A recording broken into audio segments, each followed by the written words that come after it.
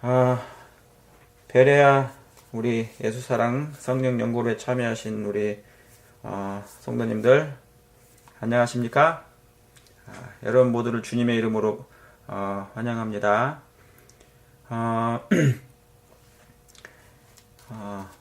이제 완연한 봄이죠? 네, 완연한 봄인 것처럼 바알의 축제인 그 부활절도 다 지나가고 이제 완연한 봄인데 여러의 마음 가운데 하나님의 따뜻한 햇살이 충만하게 이렇게 비쳐서 예수님의 아름다운 형상으로 꼭 변화됐으면 좋겠습니다. 하나님의 예수님을 사랑하고 그리고 내 이웃을 내 몸처럼 사랑하는 것이 성경의 전체의 내용이죠. 네, 그거 이상 없어요. 그게 바로 품성이고 그게 바로 성화예요. 그 성화가 완성될 때까지 우리 하나님의 성령께서는 역사하실 것입니다. 우리의 마음 가운데 이 시간 그것을 생각하시면서 내 안에 하나님의 아름다운 품성이 건설될 수 있도록 기도하는 마음으로 성령을 구하시고요. 베드로전서 1장 8절의 말씀을 보시도록 하겠습니다. 베드로전서 1장 8절의 말씀. 제가 옛날에도 말씀을 드렸던 것처럼 자주 말씀드렸잖아요. 예. 여러분, 사랑에는 여러 가지 방법이 있다고 했죠? 사랑에는 방법이 있어요. 예. 내가 널 사랑해. 하나님 사랑해요.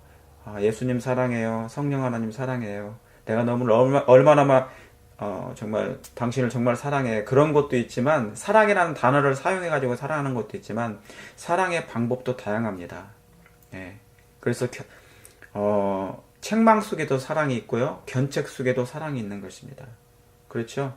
예. 징계 속에도 사랑이 있습니까? 네. 징계 속에도 사랑이 있습니다. 그래서 히브리서는 뭐라고 나와요? 내가 내 아들을 사랑하노니, 내가 사랑하는 자를 내가 징계하노니 그래요. 사랑하니까 견책하는 거예요. 그가 그 죄로 죽지 않게 하기 위해서 그게 하나님의 뜻입니까? 네, 하나님의 뜻인 것입니다. 베드로전서 1장 8절에 있는 말씀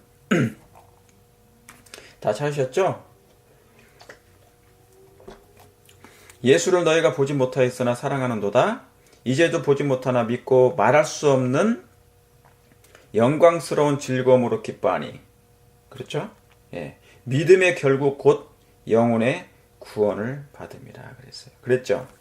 네. 믿음의 결국 뭐예요? 영혼의 구원을 받은 거예요. 여러분, 그리스도인의 소망이 뭡니까? 예수님을 만나는 거죠?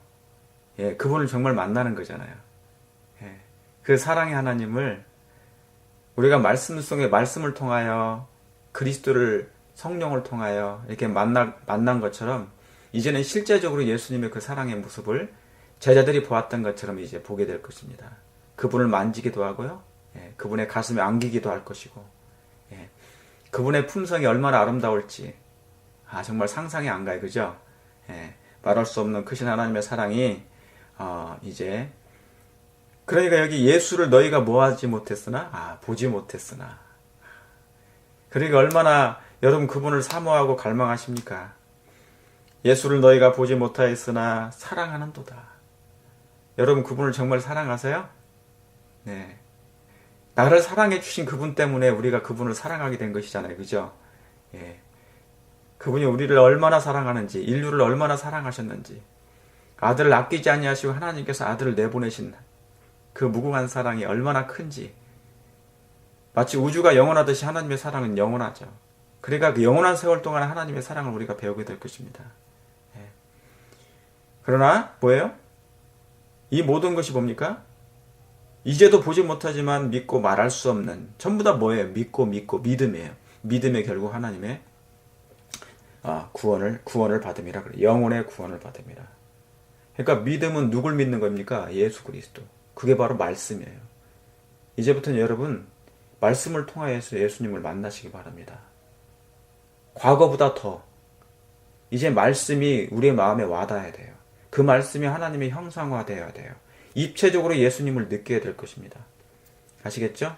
성령의 역사는, 인류의 역사는 성경의 역사는, 그리고 인류의 역사는 뭐냐면 하나님을 잃어버리는 역사였어요. 그랬죠? 하나님을 잃어버리는 역사.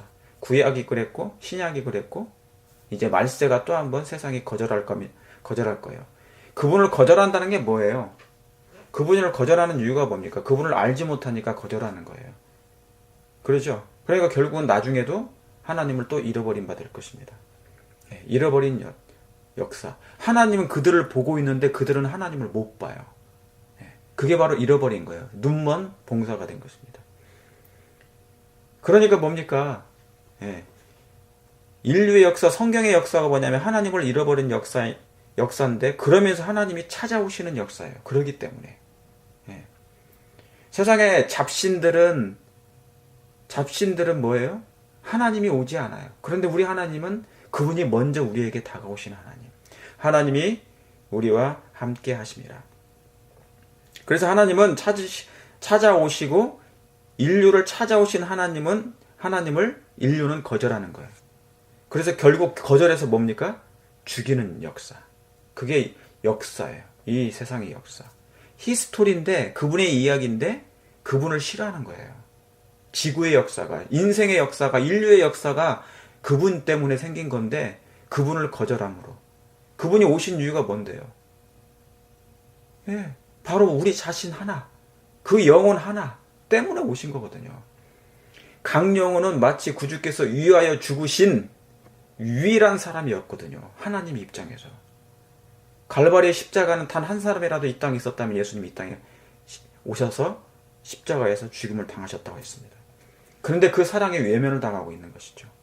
진리가 외면당하는 시대에 살고 있습니다.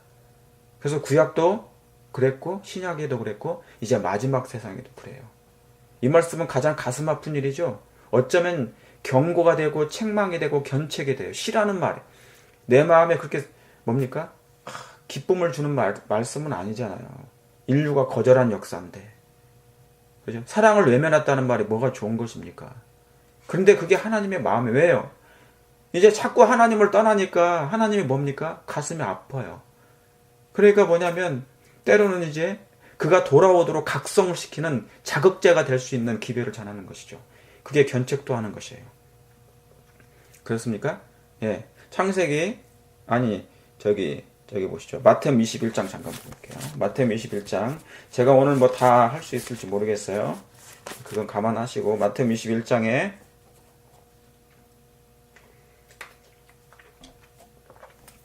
마태복음 21장 찾으셨습니까? 33절입니다. 마태복음 21장 33절에 다 찾으셨습니까? 네. 거기에는 한 비유가 나오죠? 여러분 다 이 비유를 아실 것입니다. 그래서 44절까지 쭉 나오는데요. 다시 한 비유를 들어라. 한 집주인은 하나님이시죠? 하나님 아버지. 포도원을 만들었어요. 자, 오늘 포도원 같은 얘기도 할 건데, 포도원이 뭡니까? 우리가 쉽게 얘기하면은 1차적으로는 사실은 에덴 동산이에요. 성소예요. 이스라엘 백성이에요. 택한 백성들. 이스라엘 족속들. 포도원을 만들었어요. 마지막 때 하나님께서는 또 뭡니까? 영적 이스라엘 백성을 택하셨습니까? 그게 선민들이었어요. 구약으로는 이스라엘 백성, 신약으로는 뭡니까? 마지막 때는 영적 이스라엘 백성인 남은 백성을 상징하는 거예요. 그러니까 포도원을 만들었어요. 그리고 산울로 두르고 어디서 많이 듣던 얘기입니까? 욥기서 1장에 나오죠? 욥기서 1장에. 욥이 하나님께 너무 충성하니까 사단이 시기해가지고 뭡니까? 어찌 그가 까닭없이 하나님을 섬기겠느냐고. 그에게 뭡니까? 하나님이 그를 산울로 둘렀기 때문에 그렇지 않느냐. 그 말이 뭡니까? 하나님께서 그를 보호하시고 지키시고 축복하시고 복을 내리시고 다 모든 걸 다 주니까 그가 그렇게 하나님을 섬기는 척하는 거지. 그 산울을 두른 것을 한번 울타리를 제거해 보시라고. 그렇게 얘기하는 것이죠. 그렇죠?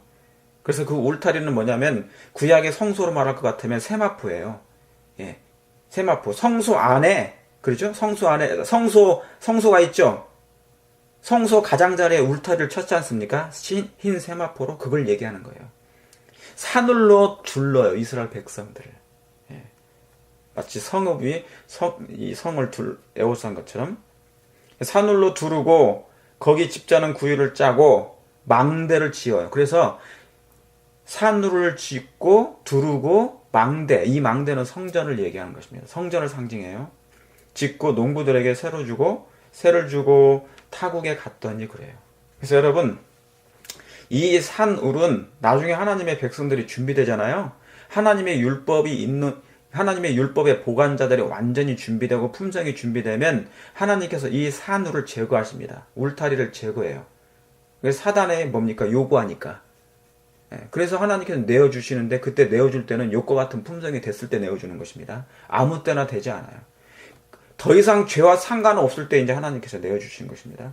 죄하고 뭡니까?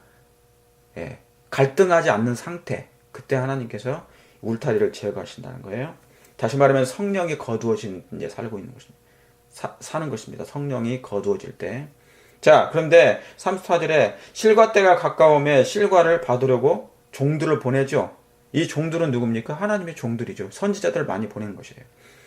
종들을 농부들에게 보내니 농부들이 그 종들을 잡아요. 그래서 하나는 뭡니까? 심히 때리고 하나는 죽이고 돌로 쳐서 죽이는 것입니다. 하나님께서 구약으로부터 끊임없이 신약에 이르기까지, 그리고 현재 이르기까지 뭡니까? 끊임없이 하나님의 선지자들을 보냅니다. 최초의 선지자가 누군지 아시죠? 에녹입니다. 최초의 선지자. 그래서 유다서에 그 에녹이 나오는 거예요. 히브리서도 나오고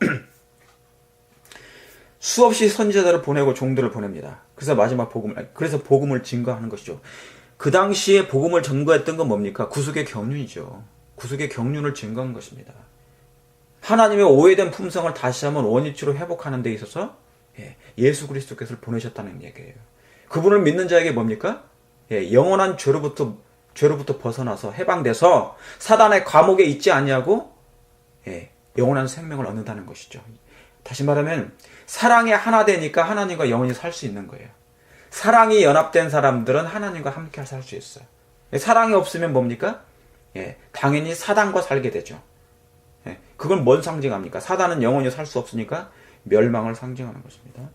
자, 다시 다시 다른 종들을 보내요. 그래서 또 뭡니까? 36절에 다시 다른 종들을 처음보다 더 많이 보내니, 그러죠. 하나님께서는 끊임없이 선지자들을 보낸 것입니다. 당신의 종들을 보내서 그들에게 홀수하고 돌아오게 하는 것이에요. 보내니 저희에게도 그렇게 하였는지라. 죽였다는 얘기죠. 후에 누구까지 보낸 것입니까? 37절 이제 자기 아들을 보내며 가로되 저희가 내 아들은 뭐하리라고요? 공경하리라고 생각했는데 그 아들마저도 뭡니까? 이는 상속자니 우리가 죽이고 그 유업을 자기들이 차지하고자, 정말 자기들이 그 유업을 차지하고자 했으면, 차지하려고 마음을 먹었으면 하늘의 유업, 하나님께서 하나님과 함께 살 수 있는 그 장자권, 하나님의 아들이 되는 유업을 차지했어야죠. 그런데 그 아들, 자기들을 위해서 구원하고자 하신 그 구원자를 그들이 죽인 것입니다. 그래서 이 아들은 뭡니까? 창세로부터 죽임을 당한 예수 그리스도를 상징하는 것이에요. 그렇죠?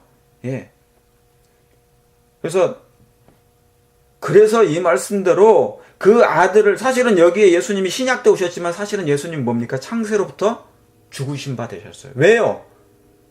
아담이 죄를 범하자마자 구속의 경륜이 가동이 됐으니까. 아담부터 뭐 해야 됩니까? 구원을 해 주셔야 되잖아요. 그렇죠? 아담에게도 뭡니까? 구원의 소식이 증거돼야 되거든요. 구속의 경륜이, 네가 혹시 죄를 범하거든 내가 너를 위해서 내 자신의 목숨을 다 너를 위해서 바치겠다. 나를 믿으렴. 그 얘기를 한 거예요. 아담아 좀 믿어주렴. 하나님의 마음이 뭡니까? 얼마나 가슴이 아팠겠어요. 아담이 잃어버린 바 됐는데, 사단에게 넘어갔는데 자식을 뺏긴 거잖아요. 그 심정이 어떻겠습니까?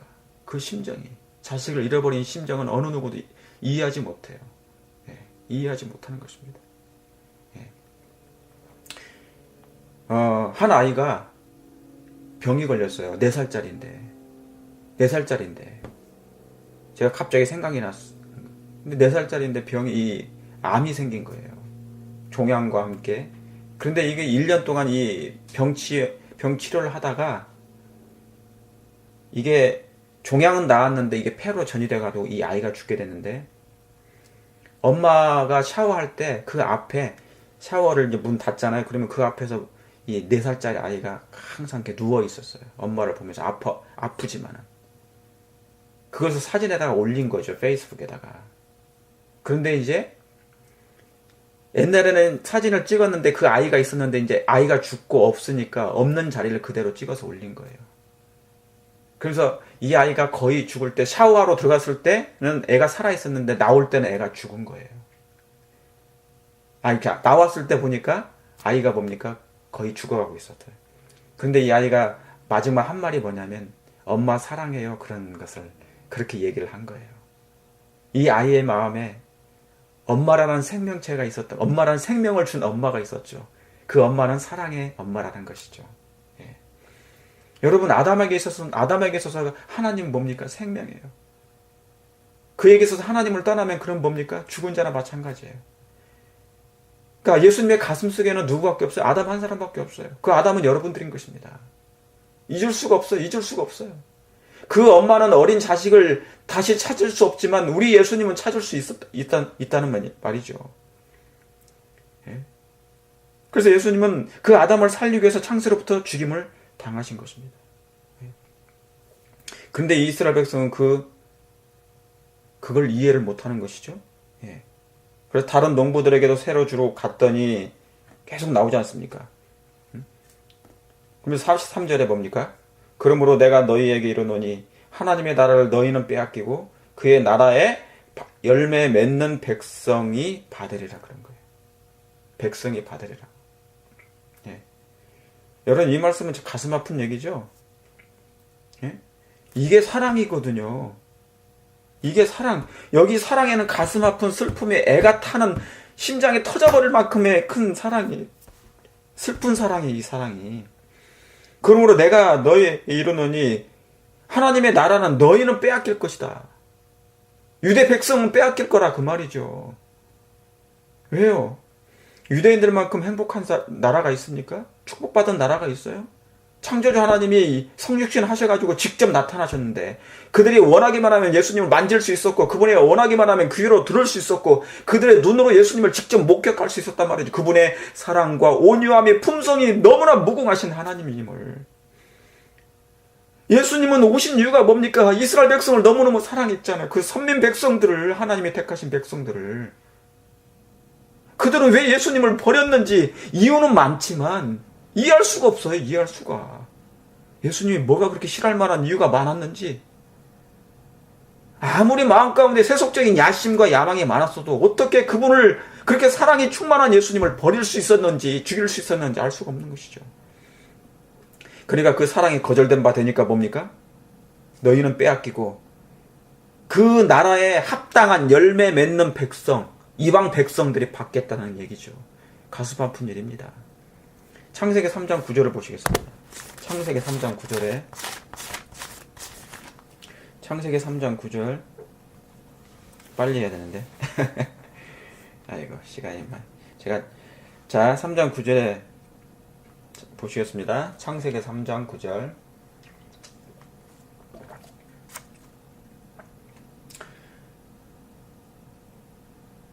창세기 3장 9절 여호와 하나님이 아담을 부르시며 그에게 이르시되 네가 어디 있느냐 가로되 내가 동산에서 하나님의 소리를 듣고 내가 뭐함으로요? 벗었으므로 두려워하여 숨었나이다. 예, 벗었으므로 숨었나이다. 여기 있는 거 보니까 뭡니까? 하나님이 아담이 범죄하자마자 내려오셨죠? 에덴에. 여러분, 인류는 뭐예요? 인류의 역사가 뭐라고 그랬어요? 하나님을 잃어버린 거예요. 죄로 말미암아. 그런데 하나님은 뭡니까? 즉시로 잃어버린 자를 찾으러 오시는 분이에요. 하나님이 찾아오시는 역사. 그게 성경의 역사예요. 근데 인류는 그 찾아오신 하나님을 버리는 역사. 피하는 역사. 아담을 부르시는 하나님. 죄로 넘어간 아담을 찾으시는 하나님. 아담아, 네가 어디 있느냐? 네가 어디 있느냐? 아담아, 네가 어디 있느냐? 가로되 내가 동산에서 하나님의 소리를 듣고 내가 벗었으므로 두려워하여 숨었나이다. 하나님의 음성을 듣고 옛날에는 뭐 했다고요? 사랑했는데. 막 옆에 있었는데, 쫓아왔는데, 이제는 하나님의 음성을 듣고 두려워한 것입니다. 하나님의 음성이 바뀐 게 아니에요. 사랑이 없는 목소리가 아니란 말이죠. 바뀐 건 아담의 마음이었어요. 아담의 마음 가운데 새로운 뭐가 들어온 것이죠. 사단의 성질이. 그래서 그때부터 뭐냐면 이 아담이 하나님을 낯설게 보인 거예요. 하나님이 낯설어진 거예요. 낯설기 시작한 거예요. 여러분, 이 낯선 상태, 하나님의 품성, 하나님의 음성이든 하나님의 말씀이든 하나님의 그 모습이 낯설다. 그 말은 뭐냐면 이 상태로는 하늘에 못 가요. 이 사랑이 없는 상태이기 때문에 낯선 거거든요. 마음 가운데 뭔가 깨졌어요. 그러니까 낯설어요. 여러분, 우리 주변에 있는 수많은 사람들이 다 낯섭니까? 왜 그래요? 사랑이 깨져서 그런 거예요. 그것도 하나님의 사랑이. 하나님의 율법이 깨졌기 때문에 사랑이 깨진 거나 같은 거예요. 그러니까 뭡니까? 하나 될 수가 없고 다 낯선 거예요. 다 분리된 거예요. 이 상태로는 안 돼요. 너무 낯설어. 그러니까 하늘나라 가도 이 상태로 하늘나라 가면 뭡니까? 하나님이 원래 낯설기 때문에 사랑이, 내 마음의 품성이 뭡니까? 사랑이 없기 때문에 낯설죠. 그러면 거기가 더욱 지옥 같은 세상이 될 거예요. 그래서 성경은 이 사랑을 회복하는 장입니다. 다시 말하면 낯선 상태에서 낯설지 않는 상태로 만들기 위해서 하나님께서 이 땅에 예수님이 강림하신 것입니다. 오신 것입니다. 여러분, 정말 오늘날에 하나님의 음성을 싫어하는 시대가 돼가고 있는 것 같습니까? 정말이에요. 옛날 이 성경 공부를 시작했을 때도 처음에는 되게 사람들 많이 들어왔어요. 그리고 좋아했고,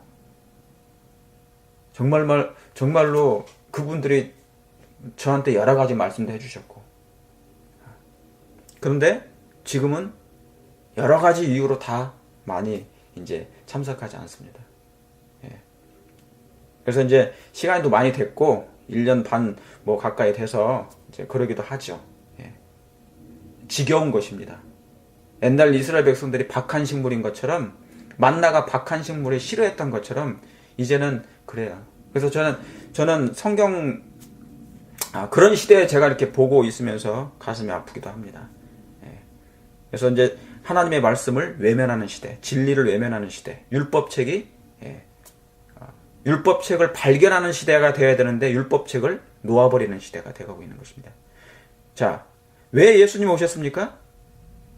아담이 아들이니까 오신 거예요. 찾아서. 그리고 뭐예요? 여기 뭐라고 써 있습니까? 그가 벗었으므로 두려워하여 숨었나이다. 그렇죠? 그가 벗었단 말이죠. 그러니까 하나님께서는 그 벗은 아담에게 뭐 하려고? 입히시러 이 땅에 오신 것입니다. 그게 창세기 3장 21절이죠. 여호와 하나님이 아담과 그 아내를 위하여 가죽옷을 지어 입히시니라. 벌거벗은 아담을 찾으러 오셨고, 찾으러 오셨는데 그에게 다시 한번 죄로 말미암아 수치가, 다시 말하면 벌거벗겨진 그 빛의 두루마기를 다시 한번 예수님이 사랑의 옷을 입히러 오신 것입니다. 만약에 여러분 이 품성의 옷이 입혀지지 않으면 낯설기 때문에 하늘나라를 갈 수가 없어요. 예수님 만날 수가 없어요. 그 도성문에서 뭡니까? 다시 돌아와야 돼. 왜요? 맞지가 않아요. 문화가 맞지가 않아. 정신 상태가 맞지가 않아요. 그러면 여러분, 아담이 벗었으므로, 그렇죠? 이때까지는 아담이 어떤 상태였단 말입니까? 아까 창세기 3장 21절에 여호와 하나님이 아담과 아내를 위하여 가죽옷을 지어 입혔어요. 그럼 이때까지는 아담의 상태가 어떤 상태였기 때문에 입힌 거예요? 벌거벗은 상태였습니다. 하나님의 눈에는 그는 벌거벗은 상태였었어요. 그런데 아담의 눈에는 어떤 상태요? 무화과나무 잎으로 엮어서 치마를 했어. 옷을 입었단 말이죠. 그러니까 자기 자신들은 뭐예요? 항상 뭐를 입고 있다고 생각했어요. 창세로부터 그 무화과나무 잎으로 그들은 뭔가 입었다고 생각했어요. 여러분 거기 7절 보세요. 7절에 보면은 이에 그들의 눈이 밝아 자기들의 몸이 뭐한 줄 알고요. 벗은 줄을 알고 무화과나무 잎을 엮어 치마를 하였더라 그랬죠. 여러분 이게 뭐냐면요. 벌거벗은 것을 알고 무화과나무 잎으로 그들이 치마 옷을 해 입었죠. 예수님은 그들에게 뭐를 하려고 했는데 예, 가죽옷을 지어 입히러 오셨는데 이 의의 두루마기를 입어야만이 그리스도를 믿음으로 말미암아 그분의 의의 옷을 입어야만이 다시 말하면 우리의 마음 가운데 뭐를요? 말씀으로 있잖아요. 천을 입어야 돼요. 말씀으로 그리스도의 말씀으로 그리스도는 하나님의 말씀이거든요. 그 말씀으로 우리의 마음의 온 세포에다가 저장해야 돼요. 도배해야 돼요. 데코레이션 해야 된다고 제가 말씀드렸죠. 예. 이 두루마기가 없어진 거예요. 이 빛의 두루마기가 사라진 거예요. 그게 사랑인데 그리스도의 말씀은 사랑이에요. 그죠? 예. 그러니까 이게 사라진 후에는 뭡니까? 모든 게 낯설고 추위를 느끼고 그런 거예요. 그래서 아담은 뭡니까? 자기의 꾀로 이걸 지어 입었어요. 그건 사단이 준 거니까. 예. 그래서 인류는 그때로부터 뭐냐면 인본주의의 달인이 됐어요. 여러분 나무 잎사귀로 옷을 해 입으면 이틀이면 다 말라버리죠. 그 말라버린 그 말라 비틀어진 그 잎사귀를 다시 걷어내고 또 새 잎사귀를 만들어서 또 옷을 해 입었단 말이에요. 이게 오늘날의 형편이란 말이죠. 오늘날의 영적 형편이 뭐냐면 하나님 죄하고도 인간이 계속해서 뭡니까? 인공주의, 사실 인본주의의 옷을 계속 해 입어요. 그러니까 이제 하도 하다 보니까 달인이 됐어요. 그게 오늘날에 유행하는 뭐냐면 AI, 인공지능입니다. 인공지능은 뭐냐면 인본주의의 절정을 얘기하는, 상징하는 거예요. 그래서 앞으로 이제 이 세상은 인공지능 시대가 될 것이에요.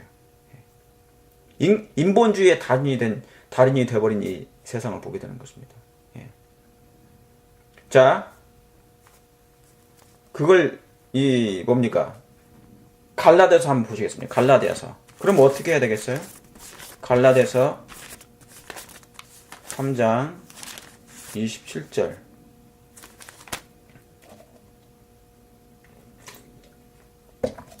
갈라디아서 3장 27절에 제가 26절 읽어볼게요.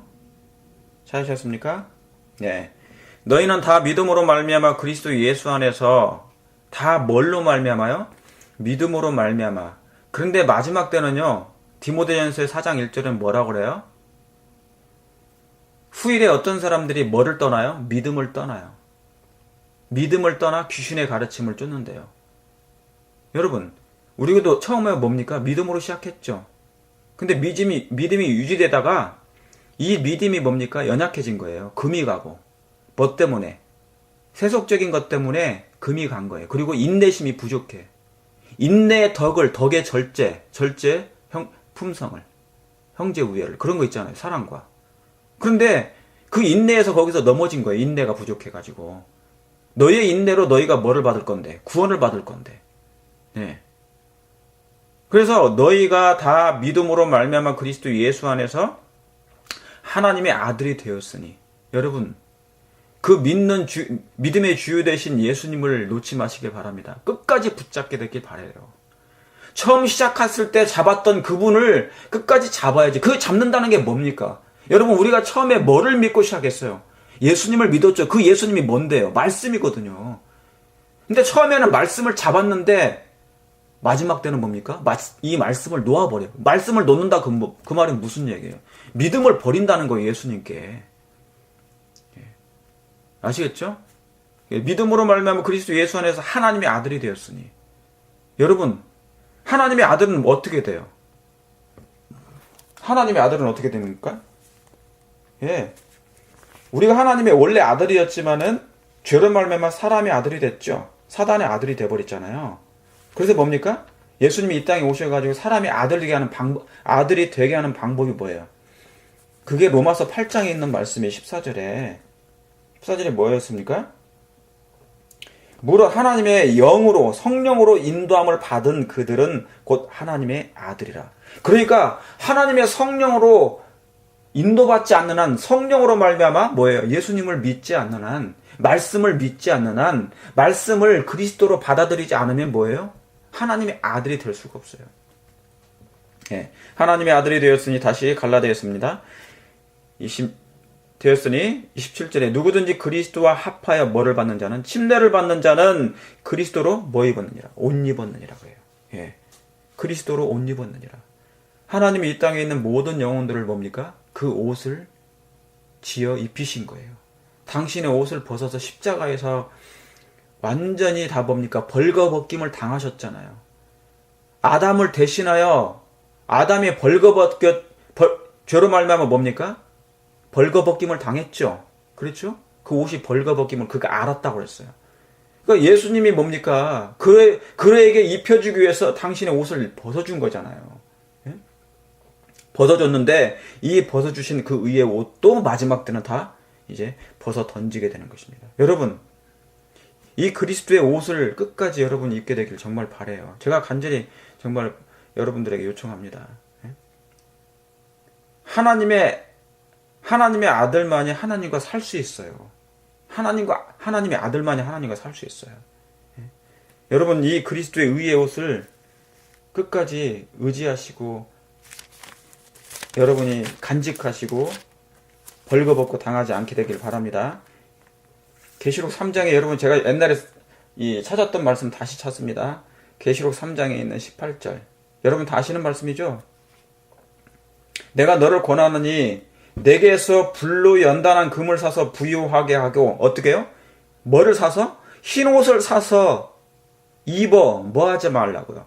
벌거벗은 수치를 보이지 않게 하라고 그랬어요. 이 말이 무슨 얘기냐면요. 예수님이 예언적인 눈으로 봤을 때 하나님을 믿는다고 하는 사람들조차도 뭡니까? 예. 그들이 처음에 예수님을 믿었을 때 침례를 받고 그리스도의 의의 옷으로 입혀 놓았는데 그 옷마저도 나중에는 뭡니까? 희미해져서 헤어져서 이제 벗어버리는 그런 영적인 정말 뭡니까? 영적 흑암의 상태, 영적 나태의 상태, 그런 상태가 된 것입니다. 태만한 상태, 안진뱅이 상태가 돼버린 것이죠. 예.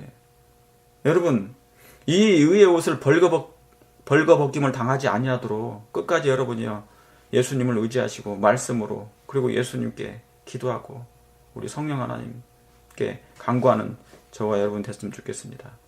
자, 그러면 이 무화과나무의 기별이 무엇인지 우리가 좀 살펴볼게요. 오늘 제가 이 아담이 이 죄를 범하자마자 벌거벗김을 당하고 그죠?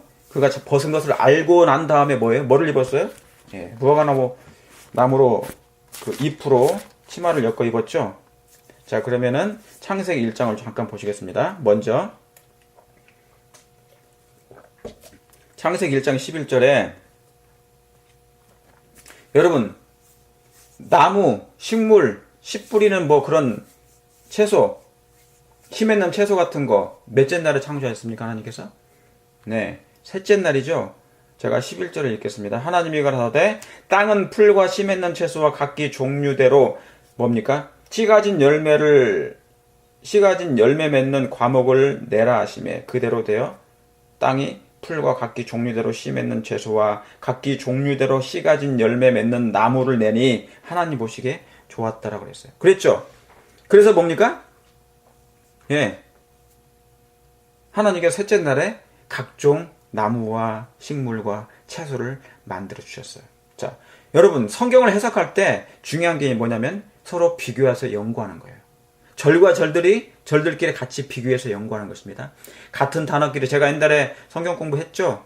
같은 단어끼리 성경 연결하고 같은 문맥끼리 같은 절끼리 같은 사상 같은 장끼리 성경 공부를 하시면 좋다 했습니다. 이것은 제가 성경 연구 방법, 제가 발견한 성경 연구 방법이 아니고 성경과 예언신에 그렇게 나와 있어요. 예. 성경은 무슨 영감책이니까? 사상 영감책이니까. 예. 여러분, 하나님의 진리의 말씀을 보화를 캐려면 광산에 가서 땀을 흘려서 그것을 캐내야 되죠. 그것이 하기 싫어서 못하면 보화는 발견할 수가 없는 것입니다. 그렇습니까? 예. 더듬어서 찾아 발견하기를 하나님께서 원하시는 것이니까. 특히 뭐냐면 성경을 연구하실 때 제가 반복해서 말씀드려요. 사실 4가지를 통해서 여러분이 성경을 연구하셔야 돼요. 첫째, 역사적인 사실이 있어요. 그 사실이 뭡니까? 4가지가 필요한 건데 하늘이 있습니까? 없습니까? 진짜 하늘이 있어요. 이건 역사적인 사실이고 현실이죠. 하늘이 있지만 영적으로도 하늘이 있어요. 성경은 그것을 비유로도 표상으로도 상징적으로도 얘기했습니다. 하늘이여 들으라. 그러죠? 만약에 내 마음이 예수님을 영접하면, 여러분의 마음이 하나님을 영접하면 그 마음이 뭐가 돼요? 하늘이 돼요. 왜요? 하늘에 누가 계시니까? 하나님이 계시니까. 그렇죠? 새 하늘과 새 땅이 되고, 하늘이여 들으라, 땅이여 귀를 기울이라. 다 그런 말씀이에요. 그럼 땅은 있습니까? 예, 땅이 공허하고 혼돈하며 흑암의 깊음에 있고, 그랬죠? 창세기 1장 1절에. 이 땅이 근데 뭡니까? 역사적인 사실이죠. 우리가 지금 밟고 다니는 땅도 있죠. 근데 이 땅이 뭡니까? 이제 비유, 상징, 표상도 다 나와요. 그게 뭐예요? 사람으로 영혼을 상징합니다. 이 마음이라는 땅에, 그렇죠, 마음이라는 땅에 비가 내리면 풍성한 열매를 맺을 것이고, 이 마음이라는 땅에 뭐가 내리지 않으면, 비가 내리지 않으면 뭡니까? 메말라 버려요. 그렇죠? 우물이 되지도 않고 솟아오르는 샘물이 되지 않는 거예요. 오늘날 마지막 때 형편이 그렇습니까? 이스라엘 백성의 상태가 메마른 땅이었어요. 광야였어요. 여러분, 광야도 역사적인 사실이 있죠. 광야가 있었어요. 그런데 이게 뭐냐면 이제 비유와 상징과 표상으로 하나의 뭡니까? 교훈도 되고요. 이제 이 마음이 뭡니까? 메마른 광야가 돼요. 예. 풀도 안 나고 싹도 안 나고 씨를 뿌려도 아무것도 나지 않는 이 광야의 상태, 이 영적 광야의 상태. 오늘날 그러니까 뭡니까? 침례 요한은 광야에 외치는 자의 소리가 됐단 말이죠. 예. 그랬죠? 에덴도 마찬가지입니까? 에덴이라는 것은 사실 있었죠, 과거에. 태초 때 하나님께서 에덴을 창설하셨단 말이에요. 근데 에덴의 뜻이 뭐예요? 에덴의 뜻이 기쁨, 즐거움이라는 뜻이에요. 정신적인 것이죠. 예수님 때문에 기뻤어요. 하나님의 율법을 사랑으로 순종함으로 즐거워했단 말이죠. 기뻐하고 충만했어요. 근데 이것이 깨짐으로 말하면 뭐예요? 그 에덴이 사라졌어요. 눈앞에서. 그게 뭐예요? 기쁨과 즐거움이 사라진 거예요. 영적으로 해석하면 그것입니다. 비유와 상징과 표상, 교훈, 이치. 사실, 첫째 사실로 해석하고, 그 다음에 비유와 상징과 표상을 또 해석하고, 그 다음에 교훈과 이치가 있단 말이죠. 예. 그렇죠. 씨는 또 뭐예요? 창세기 지금 우리가 읽었던 그 씨 가진 열매, 그 씨는 뭐예요? 역사적인 사실이죠. 그러나 이건 또 뭘로 상징합니까? 하나님의 말씀, 그렇게 비유한 것이에요. 하나님의 말씀으로. 그렇죠? 소는 종이죠. 종을 상징했고, 독수리는 그냥 동물이지만 하나님을 상징하게 되었어요. 매는 아기. 타조는 뭡니까? 타조. 동물 중에 타조. 타락한 이스라엘 백성들. 배도한 이스라엘 백성들. 사랑이 없는, 무정한, 정이 없는, 애정이 없는 백성들을 상징했어요. 표상했어요. 그렇게 성경을 연구하셔야 됩니다. 자, 그러면 그걸 생각하시면서 사사기를 보시겠습니다. 사사기 9장입니다. 사사기 9장입니다. 오늘은 제가 무화과나무에 대해서 좀 말씀을 드리겠습니다. 사사기 9장.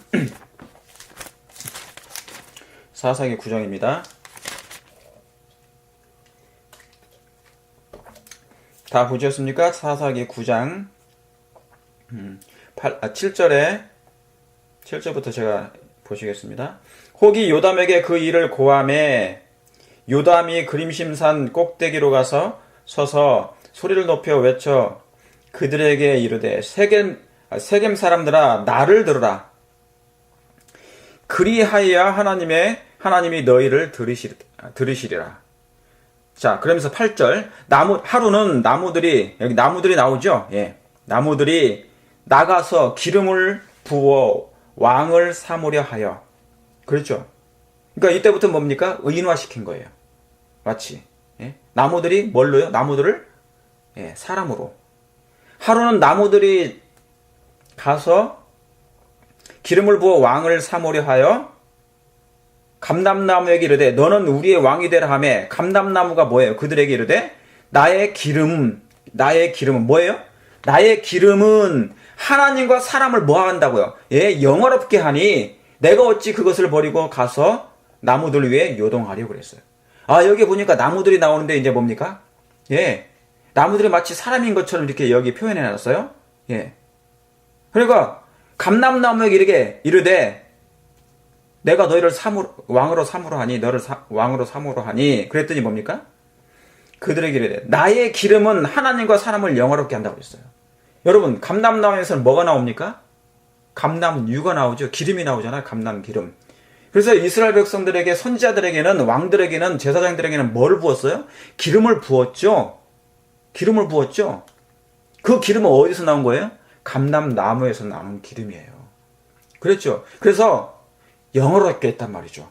그들에게 기름을 부어서 선지자를 삼고 왕을 삼고 그 일을 했단 말이죠. 그런데 여러분, 성경에서 선지자나 왕이나 제사장은 전부 다 누굴 표상했어요? 예수님을 표상했어요. 그래서 예수님은 그 세 가지 모든 왕과 제사장과 선지자들을 다 표상했어요. 그분의 한 몸에, 그분 한 분의 모든 게 다 들어가 있단 말이죠. 그럼 예수님 한 분 때문에 이것이 기록된 거예요. 성경은 곧 누구에 관한 것이라? 나에 대한 것이 기록된 것이라고 그랬거든요. 그랬죠? 그런데 이 감람나무가 그들에게 이르되 나의 기름은 뭐예요? 하나님과 사람을 영화롭게 하나니 그랬어요. 여러분, 여기에 나의 기름은 하나님과 사람을 영화롭게 한다 그 말이에요. 이걸 뭐라고 해요? 사람을 영화롭게 하면 그 사람이 뭐가 되는 것입니까? 기름 부음 받은 자가 되는 것이에요. 그렇습니까? 예, 기름 부음 받은 자가 되는 것이죠. 여기 자, 기름 옆에다가 여러분이 스가라 4장을 좀 써놓으시기 바랍니다. 그 기름 옆에, 감람나무 옆에다가 스가라 4장을 좀 써놓으시기 바랍니다. 그러면 한번 보시겠습니다. 스가라 4장에 있는 말씀을 우리가 좀 보시도록 하겠습니다. 스가라 4장 다 찾으셨습니까? 여러분, 이 스가라 4장은 특별한 장이에요. 여러분이 스가라는 하나의 예언서입니다. 그렇죠? 예언서인데 예수님에 관한 것이 자세히 기록되어 있어요. 특별히 뭡니까? 학개와 스가라 선지자는 에스라하고 연결되어 있어요. 에스라 선지자 거기하고 연결되어 있습니다. 이스라엘 백성이 70년 동안 바벨론에 포로되어 있다가 70년 만에 다시 귀환영이 돼서 본고향 예루살렘으로 가서 뭐를 재건하는 거예요. 예, 무너진 하나님의 예루살렘 성전을 재건하고자 하나님께서 그들을 보내신 것이죠. 예, 성전 재건 때 이스라엘 백성이 사단의 방해에 의해서 성전을 멈췄어요. 건축하는 일을. 그 멈춘 일을 학개와 스가라를 일으켜서 복음을 증거한 것입니다. 기별을 증거한 것이에요. 경고한 것이에요. 왜 멈추냐? 왜 중단하느냐? 성전을 건축하는 일을, 재건하는 일을. 그럼 예수님이 오실 수가 없다. 그 얘기인 것입니다. 여러분, 이 말씀은 오늘날 마지막 때에 똑같아요. 지금 수많은 사람들이 뭡니까? 기초는 놓았는데 거기에 뭐를 건설하지 않아요? 예, 품성을 건설하지 않아요. 성전 건축을 하지 않는 것입니다. 돌 위에 이게 쌓여져야 되는데, 건축을 해야 되는데, 건설이 돼야 되는데 건축을 하지 않는 것이에요. 마지막 백성들이 뭡니까?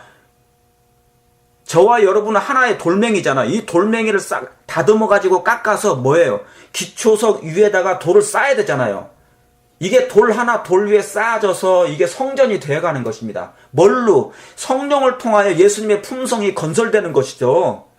그런데 이 품성 건설이 뭡니까? 사단에 의해서 방해를 받아가지고 돌을 연합도 안 되고 쌓지도 않고 깎아지지도 않는 거예요. 여러분, 다듬어지지 않는 품성, 깎아지지 않는 품성, 모난 품성을 가지고 어떻게 성전이 지어지겠습니까? 성령 안에서. 성령을 거절하면, 진리의 말씀을 거절하면 어떻게 이게 깎아질 수가 있냔 말이죠. 말씀을 외면하는 시대, 사랑을 외면하는 시대, 진리를 외면하는 시대인데 사람들은 좋은 것만 듣기를 원하는 것이죠. 왜요? 시대가 어떤 시대인데? 에스라 시대인데, 학개서와 스가라 시대인데, 이건 뭐예요? 하나님의 사랑 중에 사랑의 호소란 말입니다. 돌아오란 말이죠. 이게 바로 뭐냐면 스가라 4장에, 근데 스가라 4장에는 무슨 말씀이냐면 수르바벨 성전을 짓는데 뭡니까?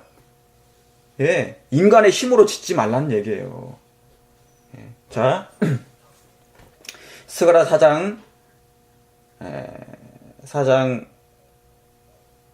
어디에 있냐면은 2절에 보겠습니다. 2절에 어디 있어요? 예. 자, 예, 2절에 있네. 그가 내게 뭡니까? 묻되 네가 무엇을 보느냐? 대답하되 내가 보니 순금 금대가 있죠. 금대 순금 등대가 있는데 그 꼭대기에 주발 같은 것이 있고 그 등대에 7 등잔이 있으며 그 등대 꼭대기 등잔에는 7 관이 있어요. 그랬죠? 지금 여기 등대에 관련된 거예요. 등대. 아시겠죠? 순금 금대. 거기에 주발이 있어요. 그리고 7 관이 있어요. 3절에. 그런데 그 등대 곁에 뭐가 있습니까? 예, 두 감람나무가 있죠? 아까 사사기 9장에 뭐가 있었습니까? 감람나무. 그 감람나무에는 뭐가 나온다고요? 예, 기름이 나온다고요. 그래서 누구를 영화롭게 한다고요? 하나님과 사람을 영화롭게 한다고요. 그랬죠? 등대 곁에 이 두 감람나무가 있는데 그랬어요. 제가 다 읽지 못합니다. 그 5절 보세요. 5절에 내게 말하는 천사가 대답하여 가로되 네가 이것들이 무엇인지 알지 못하느냐? 제가 알지 못하나이다. 그랬어요. 그랬더니 6절에 뭐라고 그럽니까? 그가 내게 일러 가라사대 여호와께서 수룹바벨에게 하신 말씀이 이러하니라. 만군의 여호와께서 말씀하시되 이는 뭘로 되지 아니하고요? 힘으로 되지 아니하고 능으로 되지 아니하고 뭘로 된다고요? 오직 하나님의 신으로 되느니라. 그 말이에요. 여러분, 하나님의 신은 하나님의 기름입니다. 그렇습니까? 그 기름이 감람류에서 나온단 말이죠. 여러분, 수룹바벨은 주의 전을 짓기 위해서 예루살렘으로 갔어요. 그런데 사방에 수많은 장애물이 있었단 말이죠. 방해하는 것들이. 그래서 뭡니까? 하나님의 전의 회복과 건축을 방해하는 것을 방해받지 않기 위해서 뭐예요? 이 일에는 인간의 힘과 능으로 되지 않는다고. 하나님의 능력으로, 하나님의 거룩한 성신으로 되신다는 것이죠. 여러분, 마지막 때 하나님의 성전이 재건되기 위해서는 뭐가 필요하다고요? 하나님의 거룩한 성령의 능력이 필요하단 말이죠. 이 일은 능으로 되지 않냐고 힘으로 되지 않는 말 아니에요. 인간의 지혜로도 안 되고요. 경험으로도 안 되는 것입니다. 인간의 방법으로는 안 되는 것입니다. 그런데 세상이 지금 갈수록 뭐예요? 인본주의의 절정이 이루고 있어요. 인공지능이 판치고 있단 말입니다. 편만해지고 있어요. 이럴 때 우리가 뭐 해야 된다고요? 수많은 주변에 지금 장애물이 많을 때 하나님의 성전을 방해하는, 품성 건설이 안 되게 하는 방해를 막을 수 있는 유일한 게 뭡니까? 하나님의 거룩한 성신입니다. 여러분, 등대에 뭐가 있어야 돼요? 등대 곁에 두 감람나무가 있죠? 자, 그럼 거기 보세요. 11절에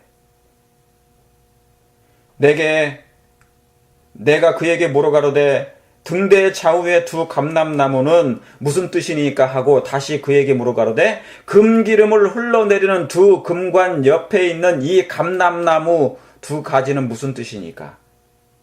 그랬더니 뭐라고 그래요? 14절에 가로되 이는 기름 발리운 자 둘이니 온 세상의 주 앞에 모셔섰는 자니라 그랬어요.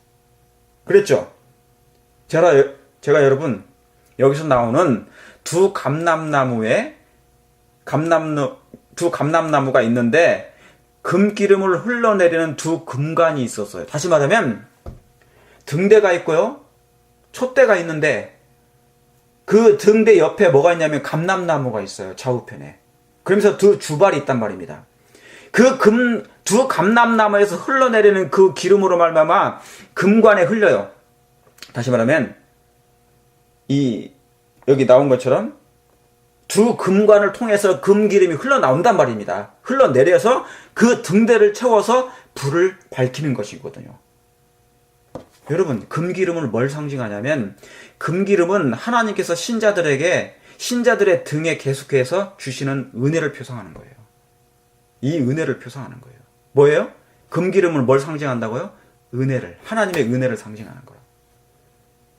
그래서 금기름은 은혜이면서 말씀 그 자체인 것입니다. 아시겠죠? 여러분, 그러니까 그 두 감람나무에서 흘러내리는 그 기름이 우리의 마음의 영혼 속에 있어야 됩니까? 있어야 됩니다. 그래서 뭡니까? 등불이 밝혀져야 돼요. 이게 열처녀의 비유도 나와요? 안 나와요? 나오죠?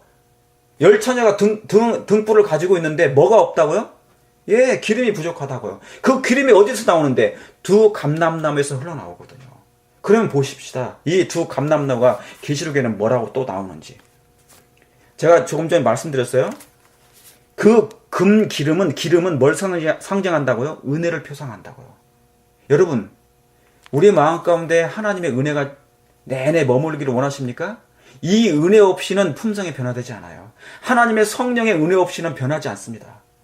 왜요? 성령의 은혜를 통하여 누구를 바라보도록 한 것이니까 말씀이신 예수 그리스도를 바라보는 거거든요. 그 말씀은 곧 누구신데요? 예수님. 그 예수님의 품성을 바라보게 된 것입니다. 그래서 말씀 속에는 그 하나님의 은혜가 충만히 들어있습니다. 그 은혜 가운데 뭡니까? 하나님의 품성이 요소요소가 우리의 마음에 새겨지게 되거든요. 자, 그러면 계시록 보세요. 계시록 11장에 한번 보시도록 하겠습니다. 계시록 11장 다 써놓으시기 바랍니다. 그 옆에다가 아까 스가랴 4장 14절 옆에다가 써놓으시기 바랍니다. 이 두 감람나무는 무슨 뜻이니까 그랬죠. 이는 기름 발리운 자 둘이니 온 세상의 주 앞에 모셔 섰는 자니라 그랬어요. 자, 그럼 보세요. 여러분 다 아시는 것처럼 11장에 이 말씀이 나오죠. 3절입니다. 두 증인에게 내가 나의 두 증인에게 권세를 주리니 저가 굵은 베옷을 입고 1260일을 예언하리라. 여러분 이 말씀은 다니엘서에 연결되어 있는 것입니까? 연결되어 있어요. 그랬죠. 근데 두 증인이 나오죠. 그러면서 뭡니까? 1260일을 예언하리라 하신데 이는 이 땅의 주 앞에 섰는 뭐라고요?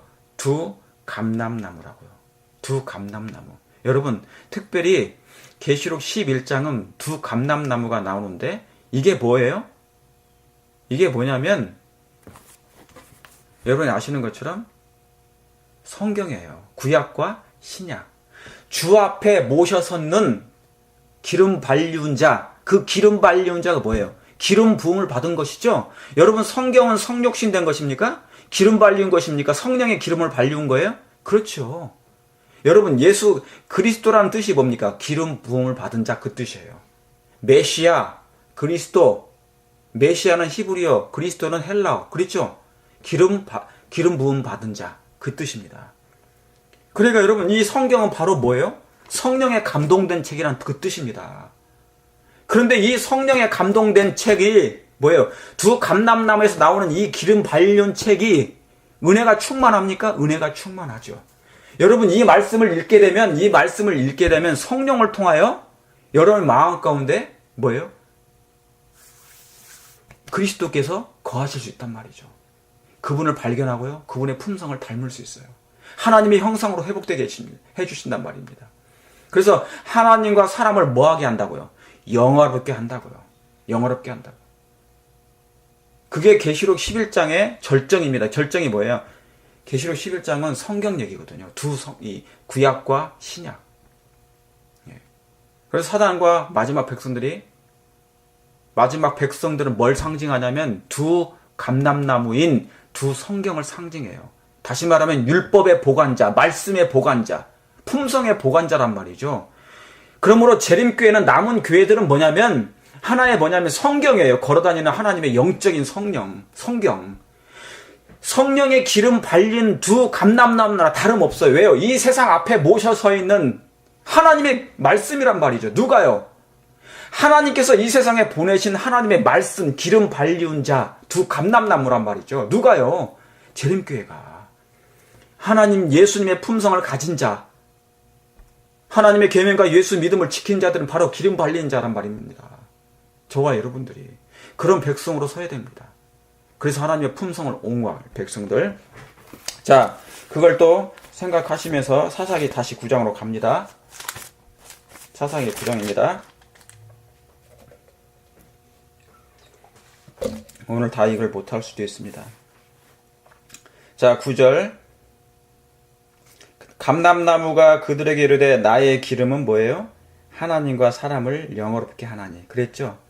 그러니까 하나님의 등대인 영혼 속에 우리가 하나님의 등대입니까? 예, 등대예요. 이 영혼 속에 뭐예요? 그 기름이 은혜가 있어야 돼요. 기름은 곧 뭐를 상징한다고 그러죠? 금기름은 곧 은혜를 상징하고 말씀 그 자체를 상징한다고 그랬으니까 여러분 마음 가운데 이 기름이 임해야 됩니다. 그분은 성령이세요. 성령은 진리의 말씀을 가지고 들어오세요. 그분이 예수님이십니다. 그래서 여러분 성령께서 하시는 일은 뭐냐면 그리스도의 형상으로 회복해 주시는 거예요. 말씀이 곧 하나님의 그리스도시니까 그분이 들어오시면 성령을 통하여 그분이 내 안에 들어오시면 말씀으로 우리 마음에 하나님의 형상으로 재창조해 주십니다. 그분이 깎으시고 다듬으시고 그래서 아름다운 모습으로 변화된단 말입니다. 그게 성화예요. 그래서 하나님을 사랑하게 되고요. 그리고 내 이웃을 내 몸처럼 나중에 사랑하게 될 거란 말이죠. 이게 성화의 절정입니다. 아시겠습니까? 예, 바로 나의 기름은 하나님과 사람을 영어롭게 한 여러분요, 이 기름이 여러분에게 임하시기를 간절히 바랍니다. 자, 그러면서 10절. 나무들이 또 무화과 나무에게 이르되, 아까는 감람나무였지만 이제는 뭐예요? 무화과 나무에게 이르되 뭡니까? 예, 무화과 나무에게 이르되 너는 와서 우리의 왕이 되라 하매 11절. 무화과 나무가 그들에게 이르되 나의 뭐예요? 단 것.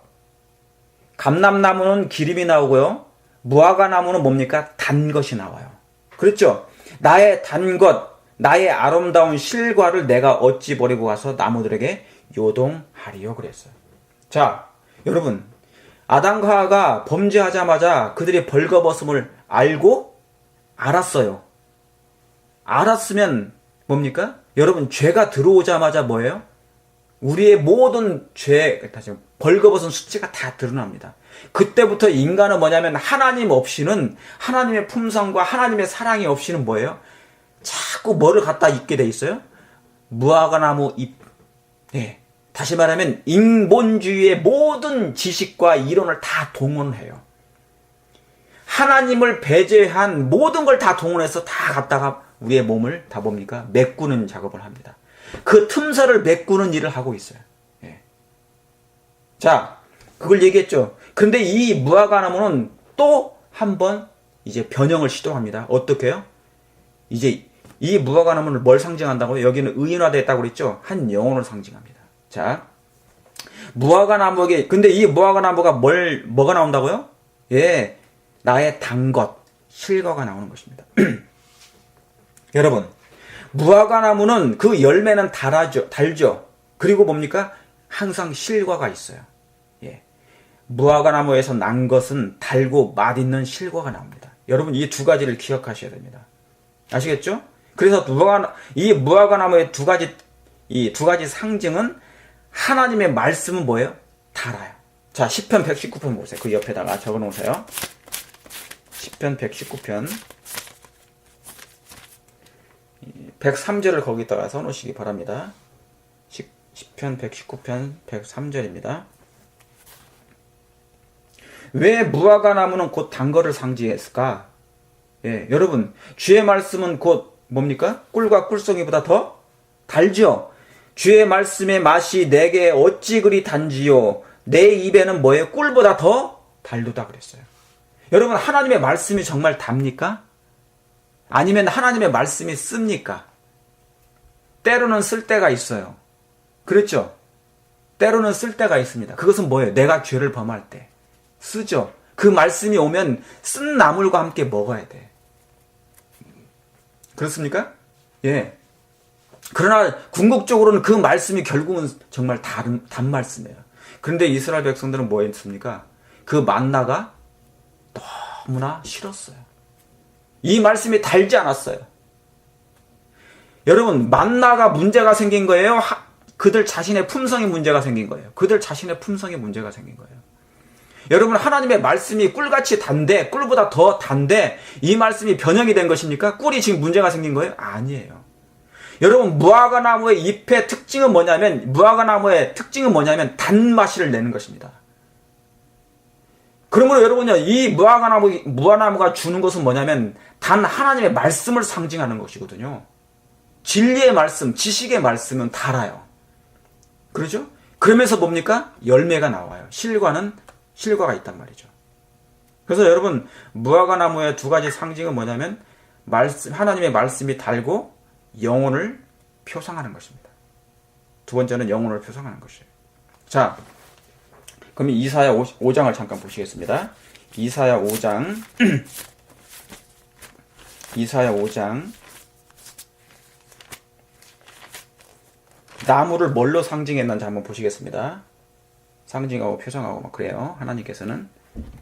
그러니까 여러분, 창세기 1장, 2장, 3장만 알면 성경의 전체를 다 이렇게 해석할 수가 있어요. 이해할 수가 있어요.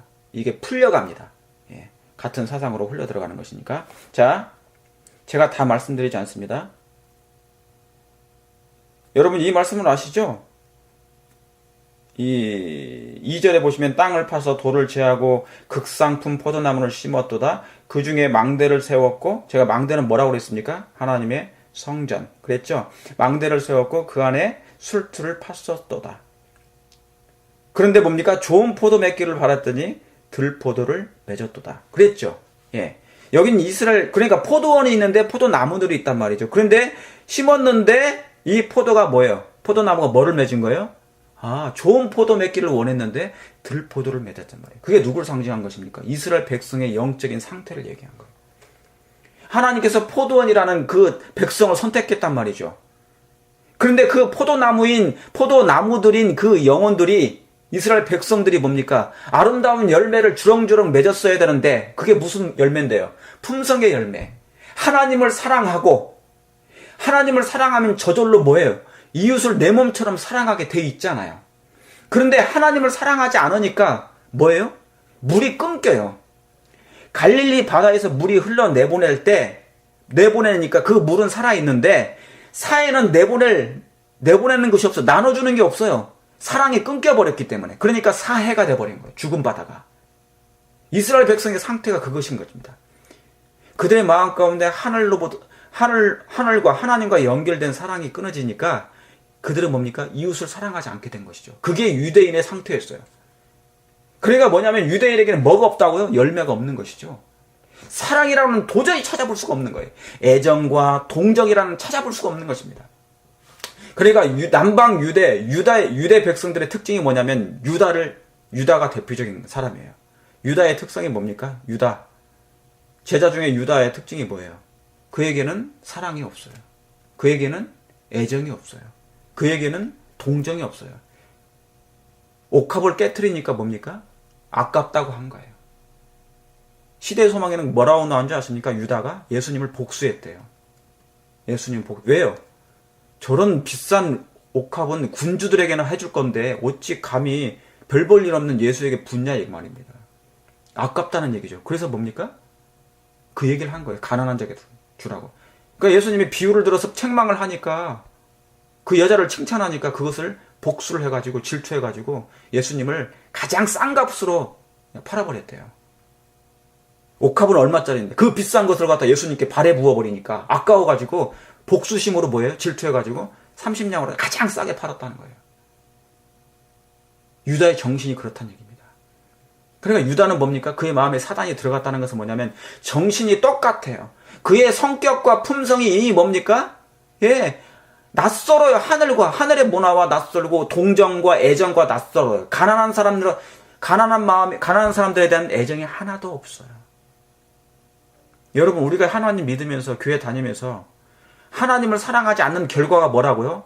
무화과 나무에 실과가 단맛이 나고 뭐가 있어야 돼요? 실과가 있어야 돼요. 열매가. 무화과 나무의 특징은, 이 영혼들의, 하나님의 백성들의 특징은 뭐여야 된다고요? 단맛이 있어야 된다고요. 꿀처럼. 여러분, 그리스도인들이 단맛이 있습니까? 많은 사람들에게 꿀처럼, 저 사람은 참 사람이 좋아. 단맛이야. 어딜 가든지 뭡니까? 감화를 끼치고 단맛을 주고 기쁨을 주고 행복을 선사하고 감동을 주고 구원을 주고, 그런 정말 무화과나무의 특징인 그 단맛이 있냐고요. 저와 여러분이 정말 단맛 나는 무화과나무입니까? 그런 열매들이 주렁주렁 나 있습니까? 그러게 되기를 간절히 정말 바랍니다. 자, 5장 7절 보겠습니다.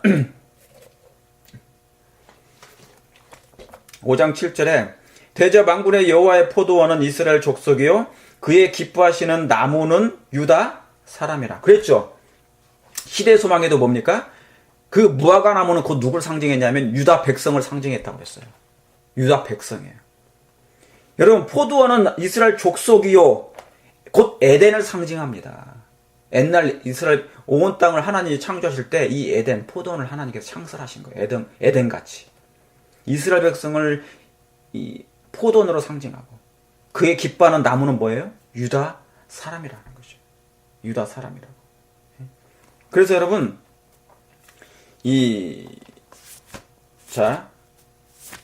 누가복음 13장 잠깐 보시겠습니다. 누가복음 13장 자, 좀만 하고 오늘 다 못할 것 같으네요. 누가복음 13장 6절입니다. 사실 다 했어야 되는데, 자, 13장 6절. 이에 누가복음 13장 6절. 이에 비유로 말씀하시되 한 사람이 포도원에 뭐예요? 포도원에 무화과나무를 심은 것이 있더니, 아까는 뭐예요? 포도원에 포도나무도 있는데 여긴 또 뭐예요? 포도원에 무화과나무도 심어 있어요. 무화과나무를 심은 것이 있더니 와서 그 열매를 구하였으나 얻지 못한지라. 그랬죠? 자, 아까 제가 뭐라고 말씀드렸습니까? 포도원, 아까 마태복음 21장에도 그 말씀했죠? 하나님께서 포도원을 만들고 그랬죠? 예, 포도원을 만들고 뭐를요? 울타리를 세우고 그 다음에 뭐예요? 망대를 지었다고요. 자, 포도원은 뭘 상징했다고요? 이스라엘 족속을 얘기한다고요. 자, 이스라엘 족속에 무화과나무가 있단 말이죠. 무화과나무를 심은 것이 있더니 그 무화과나무는 뭘 상징하는데요? 예, 이스라엘 백성을, 하나님의 유다 백성을 상징했단 말이죠. 있더니 와서 그 열매를 구하였으나 얻지 못한지라. 아까 사사기 9장에는 이 무화과나무의 특징이 뭐라고 해요? 단맛이 있고 뭐가 있더라? 실과가 있더라. 여러분, 그러므로 이 무화과나무에는 영혼들에게는 분명히 뭐가 있어야 돼요? 달고 단맛이 충만한 열매가 있어야 한다는 말이죠. 실과가 나야 된단 말이에요. 만약에 그 무화과나무에 단맛도 없고 열매가 실과가 없으면 그 무화과나무는 어떻게 돼요? 예, 소용없게 되는 것입니다. 여기에 있는 이 말씀은 뭐냐면 하나님의 백성들을 상징하거든요. 하나님의 백성들을 상징하는 거거든요. 예. 그런데 뭐예요? 열매를 구하였으나 얻지 못한지라. 자, 여러분, 예수님이 이 땅에 오셔서 굶주린 백성, 굶주린 하나님의 한 영혼을 표상했어요. 뭐를요? 열매를 구하는. 당신이 지금 뭡니까? 주인이 오신 거예요. 하나님이. 그분 자신이 하나님이셨잖아요. 오셨잖아요. 그렇죠? 그래, 열매를 구하러 왔는데 뭡니까? 열매가 하나도 없어요. 그러니까 뭡니까? 있더니 와서 그 열매를 구하서나 얻지 못한지라. 과온지기에 이르되 내가 3년을 와서 이 무화과나무의 실과를 구하되 얻지 못하니 찍어버리라. 땅만 버리느냐. 대답하여 가로되 주인이여, 금년에는 그대로 들어서 뭐예요? 예, 내가 더 걸음을 줄이니 후에 만일 실과가 열면 이어거니와 그렇지 아니하면 그때 버리소서. 여러분, 유대 백성들에게는 하나님께서 열매를 구했으나 열매를 구하지 못했죠. 그랬죠? 그러나 이방 백성들에게는 열매를 구했습니까? 사도행전에 구했습니다. 여러분, 우리에게는 하나님께서 이 무화과나무에 잎사귀를 구하는 게 있어요. 잎사귀가 없는 나무는 아무런 기대도 하지 않습니다. 그리고 실망도 안겨주지 않아요. 그 나무들은 뭘 상징하는 거니까? 이방인들을 상징하는 거니까. 대표하는 거니까. 근데 이방인들은 경건하지 않은 유대인들과 같이 열매는 없었어요. 그들은 하나님을 섬긴다고 공언하지 않았기 때문에. 열매가 없어도 괜찮아요, 당장은. 그렇죠? 그들은 거만하게 주장하지도 않았어요. 근데 이스라엘 백성들은 뭡니까? 자기들은 하나님을 사랑한다고 했고, 하나님의 율법을 지킨다고 했고, 하나님을 믿는다고 공언했거든요. 그런데 그들에게 뭐가 없다고요? 예, 열매가 없는 거예요. 이방인들에게는 그걸 기대하지 않아요. 지금 당장은. 여러분, 이 마지막 때 지금 당장 하나님께서 우리에게 요구하는 게 뭐예요? 이방인과 우리에게는 달라요. 저와 여러분들은 재림교회는 특별한 열매가 필요합니까? 필요합니다. 특별한 품성이 필요합니까? 필요합니다. 하나님께서는 그래서 이 마지막 교회 안에 마지막 현대 진리를 다 영원한 복음을 주셨어요. 여러분, 그걸 믿으십니까? 예.